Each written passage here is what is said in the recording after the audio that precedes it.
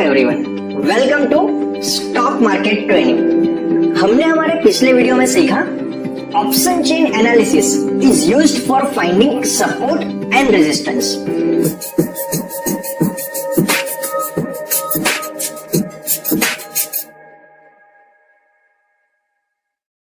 Our today's topic is technical analysis, commodities, in which we will cover why is commodity trading made? Is it safe to trade in commodity? चलिए इस topic को practically समझते हैं। अगर मैं यहाँ पे जीरोधा में जाऊंगा, अपने अकाउंट को ओपन करूंगा और यहाँ पे गोल्ड नवंबर फ्यूचर को सिलेक्ट करूंगा, तो यहाँ पे मैं उसे बाय या तो सेल कर सकता हूँ। सबसे पहले हम समझते हैं कि कमोडिटी ट्रेडिंग बनी क्यों है। अगर बात करें आज से 400-500 साल पहले की, तो ऐसे एक्सचेंज के ऊपर ट्रेडिंग नहीं हुआ करते थे। एक फार्मर है, एग्जांपल लेके चलते हैं आलू का। एक फार्मर आलू उगाता है और मार्केट में सीधा सप्लाई कर लेता है, जितनी भी डिमांड है उसके अकॉर्डिंगली प्राइस रख के। मान लीजिए एक करंट का एग्जांपल लेके चलते हैं। एक फार्मर है जो आलू उगाता है और 5 रुपए पर केजी के हिसाब से आलू को सेल करता है। ये एग्जांपल है, तो आप नंबर्स पे ज्यादा फोकस मत कीजिएगा, एग्जांपल के कहने का मतलब समझिएगा। तो 5 रुपए पर केजी के हिसाब से वो आलू को बेचता है और सामने एक कंपनी है, मान लीजिए चिप्स बनाने वाली, एग्जांपल ले लेते हैं लेज जैसा। तो लेज जैसी एक कंपनी है, वो 10 रुपीज पर केजी के हिसाब से आलू को परचेज कर लेती है और उसमें से चिप्स बना के वो अलग अलग पैकेट के अलग अलग प्राइसिंग रख के उसे सेल करती है। मान लीजिए उसका बाकी सारे कॉस्ट को हम मान ले नेग्लिजिबल, मेन आलू के कॉस्ट एंड प्रोसेसिंग चार्ज को रखते हैं, तो वो जो 10 रुपए पर केजी के हिसाब से आलू को परचेस करती है, उसको 50 रुपीज पर केजी के पैकेज में वो सेल कर पाते हैं। तो उसका 5 गुना यहाँ पे प्रॉफिट हो गया। फार्मर 5 रुपए पर केजी में आलू को सेल। चलिए इस टॉपिक को हम प्रैक्टिकली समझते हैं। मैंने यहाँ पे अपना जीरोधा का अकाउंट ओपन किया है और अगर मैं यहाँ पे जाऊंगा सर्च ऑप्शन में और गोल्ड के दिसंबर के फ्यूचर को अगर सिलेक्ट करूंगा, तो मैं उसको बाय या तो सेल कर सकता हूं। तो पहले हम ये समझ लेते हैं कि कमोडिटी मार्केट बना क्यों है, वहां पे ट्रेडिंग क्यों बनी है। एक एग्जांपल लेके समझते हैं। मान लीजिए पुराने जमाने के अंदर एक फार्मर है जो आलू उगाता है, उसका कॉस्ट है पर आलू 3 रुपए और वो मार्केट में 5 रुपए पर केजी में बेच देता है। एग्जाम्पल किसी इंसान को या तो कोई कंपनी को, मान लीजिए कोई चिप्स बनाने वाली कंपनी है, तो 5 रुपए पर केजी में वो आलू को परचेस करती है। और इस एग्जाम्पल में हम ऐसा मान लेते हैं कि मेन कॉस्ट आलू और प्रोसेस की ही है, बाकी सारे प्राइसेस को हम नेग्लिजिबल कर लेते हैं। तो वो जो 5 रुपए में परचेस करता है, 1 रुपए की हम प्रोसेसिंग मान लेते हैं, तो 6 रुपए पर केजी उसको वो पूरा पड़ता है एंड वो 10 रुपए के हिसाब से आगे पैकिंग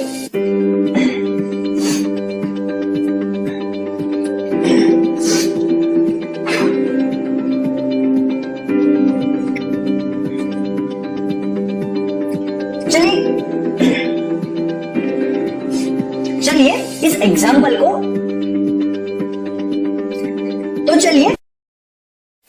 हम प्रैक्टिकली समझते हैं। मैंने यहाँ पे मेरा जीरोधा का इंटरफेस डीमैट अकाउंट ओपन किया है। अगर मैं यहाँ पे जाऊंगा और सर्च करूंगा गोल्ड दिसंबर फ्यूचर को, तो मैं दिसंबर के फ्यूचर को उसको बाय या तो सेल कर सकता हूँ। सबसे पहले हम समझते हैं कि ये मार्केट बनी क्यों है। वैसे हमने जब फ्यूचर डिस्कस किया था, तब हमने क्रूड ऑयल का एग्जाम्पल लिया था, उसी पर्पस के लिए ये मार्केट बना हुआ है। हम एक दूसरा एग्जाम्पल लेते हैं आलू का।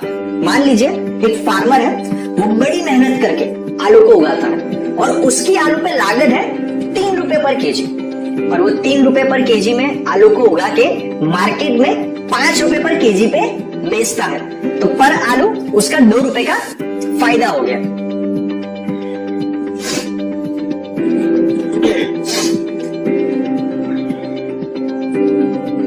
तो चलिए इस टॉपिक को हम प्रैक्टिकली समझते हैं। मैंने यहाँ पे जीरोधा का मेरा इंटरफेस ओपन किया है और मैं सर्च में जाके गोल्ड का दिसंबर का फ्यूचर को बाय या तो सेल कर सकता हूं। तो सबसे पहले हम ये समझते हैं कि कमोडिटी मार्केट बना क्यों है। वैसे हमने जो फ्यूचर का एग्जांपल लिया था तब हमने क्रूड ऑयल को डिस्कस किया था, उसी पर्पस से ये कमोडिटी मार्केट बना हुआ है। मतलब एक दूसरा एग्जांपल लेके चलते हैं आलू का। मान लीजिए ऐसे 200-300 साल पहले की बात करें तो फार्मर बड़ी सी मेहनत करके आलू उगाता है। मान लीजिए उसकी पर केजी आलू की लागत है 3 रुपए और वो 5 रुपए पर केजी के हिसाब से आलू को बेचता है, तो 2 रुपीज पर केजी उसका प्रॉफिट हो गया। और सामने कंपनी है, मान लीजिए कोई चिप्स बनाने वाली कंपनी है, लेज जैसे, तो वो कंपनी 5 रुपए पर केजी में आलू को परचेस करती है। इस एग्जांपल में हम प्रोसेस और बाकी सारे चार्ज को नेग्लिजिबल गिन लेते हैं for the sake of example. मान लीजिए वो 5 रुपए पर केजी के हिसाब से वो चिप्स बनाने वाली कंपनी आलू परचेस करती है और वो 10 रुपए पर केजी के हिसाब से चिप्स बना के उसे बेचती है। तो यहाँ पे उसका प्रॉफिट हो गया 5 रुपए पर केजी कंपनी का, और फार्मर का प्रॉफिट हो गया 2 रुपीज पर केजी। अभी यहाँ पे कोई आता है चिप्स बनाने वाली कंपनी के पास और उसको ऐसा बताता है कि भाई तू 5 रुपए के में परचेस करके 10 रुपए में बेच रहा है, तेरा दुगना फायदा है, तो तू ऐसा क्यों नहीं करता कि बल्क में सेलिंग कर ले, वहां से बल्क में आलू परचेस कर ले और यहाँ पे बल्क में सेल कर दे। तो वो ऐसा बोलता है कि अभी करंटली तो 5 रुपए पर केजी उसकी प्राइस है, बट क्या पता फ्यूचर में बढ़ गई उसकी प्राइस, उसकी 6 रुपए हो गई, 7 रुपए हो गई, तो मेरा जो प्रॉफिट है वो कम हो जाएगा। और वहीं पे कोई जाके फार्मर को बोलता है कि भाई तू 2 रुपीज पर केजी के हिसाब से प्रॉफिट अर्न कर रहा है, तो लाखों किलो की क्वांटिटी में क्यों आलू नहीं उगाता?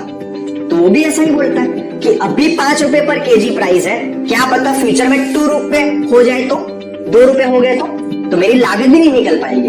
तो यहाँ पे दोनों को एक फियर है, फार्मर को फियर है, तो यहाँ पे दोनों को एक फियर है। फार्मर को फियर है कि पोटैटो की प्राइस कम ना हो जाए, तो वहां पे उसका प्रॉफिट कम हो जाएगा, और जो चिप्स बनाने वाली कंपनी है उसको फियर है कि अगर तो आलू की प्राइस बढ़ गई तो उसका प्रॉफिट कम हो जाएगा। तो यहाँ पे दोनों म्यूचुअल अंडरस्टैंडिंग करके एक कॉन्ट्रैक्ट डिसाइड करते हैं कि जो कंपनी है वो फार्मर को ऐसा कॉन्ट्रैक्ट देती है कि मैं आपके पास से 20 लाख किलो आलू परचेस करूंगा, और दोनों मिलके एक फिक्स प्राइस डिसाइड कर लेते हैं। एग्जांपल 6 रुपए पर केजी, जो फार्मर को भी कंफर्टेबल है और जो चिप्स बनाने वाली कंपनी है उसको भी कंफर्टेबल है। तो यहाँ पे फार्मर फ्री हो गया कि उसे पता चल गया अभी भले ही 5 रुपए या 6 रुपए हो, फ्यूचर में प्राइस भले ही 2 रुपए हो गई, बट मैंने कॉन्ट्रैक्ट डिसाइड कर लिया है कि मुझे 6 रुपए के ऊपर ही देना है। तो यहाँ पे मैं मेंटली फ्री होके अपने काम पे फोकस कर सकता हूँ। एंड सिमिलरली जो चिप्स मेकिंग कंपनी है वो भी मेंटली फ्री हो गई कि मैंने 6 रुपए पर केजी पे डिसाइड कर लिया, तो भले ही फ्यूचर में आलू की प्राइस 10 रुपए क्यों ना हो जाए, मुझे 6 रुपए में ही मिलने वाले 20 लाख किलो आलू, तो डेफिनेटली मैं अपने काम पे फोकस कर पाऊंगा, अपने प्रॉफिट को बढ़ा पाऊंगा। तो इसे कहते हैं फॉरवर्ड कॉन्ट्रैक्ट। लेकिन इसी केस में अगर तुम स्टॉक एक्सचेंज को इन्वॉल्व कर ले तो ये बन जाता है फ्यूचर कॉन्ट्रैक्ट, जिसे वायदा बाजार भी कहा जाता है, कि दोनों एक म्यूचुअल अंडरस्टैंडिंग करके एक प्राइस डिसाइड कर लेते हैं कि जो सप्लायर है वो इतनी क्वांटिटी किसी और को सप्लाई करेगा। अभी इस केस का एग्जांपल लेके चले तो बात करें फार्मर की, तो उसने 6 रुपए पर केजी देना डिसाइड किया। मान लीजिए जब उसे देने की बारी आई और जो सप्लाई कर रहा है फ्यूचर में प्राइस बढ़ के मार्केट में 8 रुपीज पर केजी हो गया, तो उसे थोड़ा बुरा भी लगेगा कि मैंने 6 रुपए डिसाइड कर लिया, मैं थोड़ा वेट करता तो 8 रुपए पर केजी बेच पाता। लेकिन वहीं पे ये भी समझ रहा है कि अगर मैं ये कॉन्ट्रैक्ट साइन नहीं करता तो मैं रिस्क लेता ही नहीं ज्यादा आलू उगाने का। ये कॉन्ट्रैक्ट मिला, मुझे यहाँ पे प्रॉफिट गारंटेड दिखा, तो मैं अपने काम पे फोकस करके ज्यादा जमीन लेके ज्यादा मेहनत करके आलू उगा रहा हूँ। सिमिलरली बात करें चिप्स मेकिंग कंपनी की, तो प्राइस फ्यूचर में कम हो गई आलू की 6 रुपए से, मान लीजिए 4 रुपए हो गई, तो उसे भी शायद ऐसा लगेगा कि मैं वेट करता या तो मार्केट से ही आलू परचेस करता तो मुझे 2 रुपए सस्ता में मिल जाते, मेरा प्रॉफिट बढ़ जाता। लेकिन वहीं पे उसको ये भी समझ में आ चुका है कि वो प्राइस 4 रुपए है या 8 रुपए वो फिक्स नहीं है, तो मैंने 6 रुपए भी डिसाइड किया है तो डेफिनेटली मेरा प्रॉफिट है, तो मैं वो प्रॉफिट को समझ के ज्यादा बड़ा रिस्क लेके अपने काम पे फोकस कर पा रहा हूं। तो यहाँ पे दोनों म्यूचुअली अपने अपने काम पे फोकस करने के लिए एक अंडरस्टैंडिंग में आ जाता है, जिसे कहते हैं कॉन्ट्रैक्ट।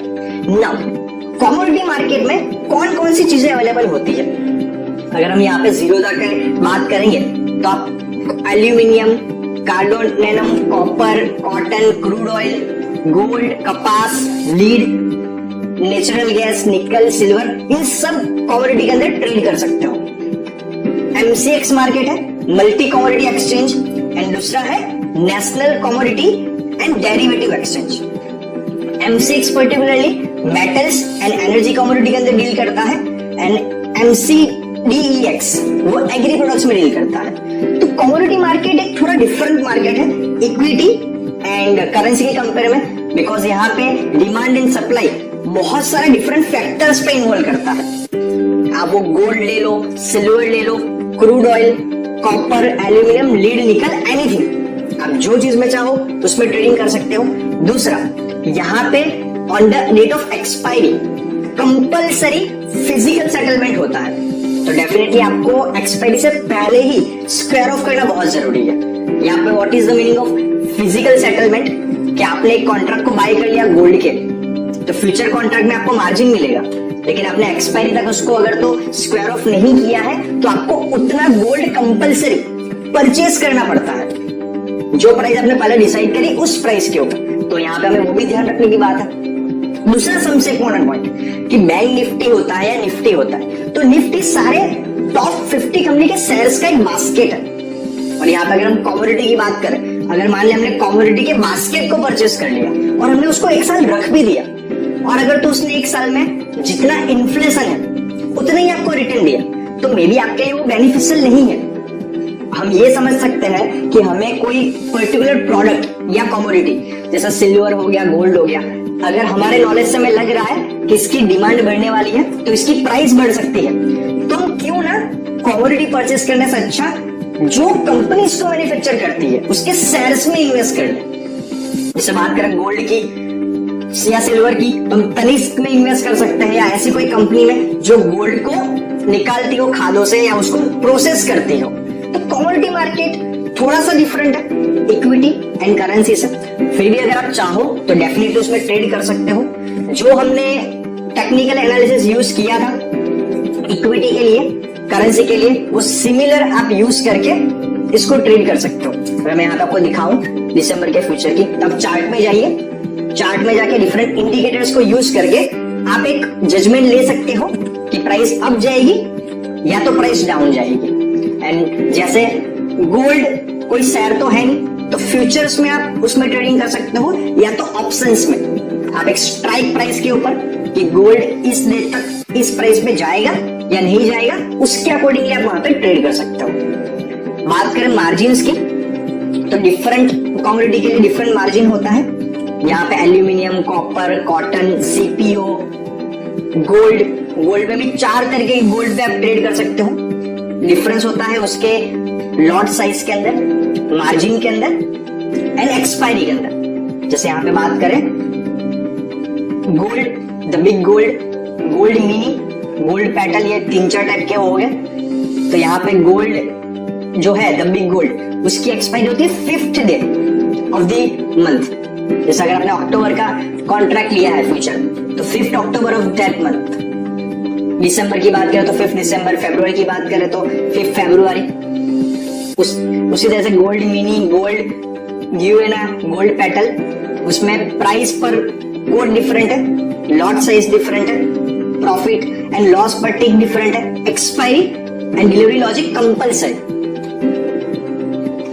तो हम definitely gold, nickel, silver, cotton उस सब में डील कर सकते हैं, बट इसमें अगर आप ट्रेडिंग कर रहे हो तो इनिशियली कम लॉट के साथ ही करना है, जिसलिए आपका रिस्क मिनिमम हो जाए, एंड टेक्निकल एनालिसिस को यूज करके ही करना है। किसी मार्केट के न्यूज से इन्फ्लुएंस होके कि किसी ने बोल दिया कि अभी इसको बाय कर ले, फ्यूचर में बढ़ने वाला है, या पहले इसको सेल कर ले, ये कम होने वाला है, उस तरीके से हमें इसको डील नहीं करना है।